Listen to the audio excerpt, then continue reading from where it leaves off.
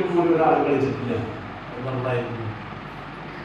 ഞങ്ങൾ 2017 Guruvayur sports academy തുടങ്ങുന്ന വരെ ഫുട്ബോളുകൾ ഡിസ്ട്രിക്ട് ടീമിൽ പോലും സിംഗിൾ പേഴ്സൺ കളിച്ചിട്ടുണ്ടായിരുന്നു. പക്ഷെ 2018-19 ആവുമ്പോഴേക്കും ഡിസ്ട്രിക്ട് ടീമിൽ ഒരു 25%, 30%. ഒരു ഘട്ടത്തിൽ ഒരു ഡിസ്ട്രിക്ട് ടീമിൽ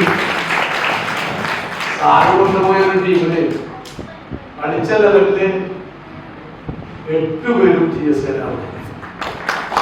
ആ ടീമൊന്നും ഫൈനലിൽ എത്തിയിട്ടുള്ളത്. പിന്നെ സന്തോഷ് ട്രോഫി ഒന്നും സ്വപ്നം കാണാൻ പറ്റിയിരുന്നില്ല ഗുരുവായൂരിൽ.